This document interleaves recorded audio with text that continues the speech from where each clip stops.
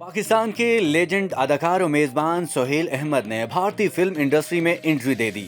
सोहेल अहमद भारत के सुपरस्टार दिलजीत दोसांझ और अदाकारा सरगन मेहता के हमरा पंजाबी इंडियन फिल्म बाबे भंगड़े पौंदेने में अदाकारी के जौहर दिखाएंगे।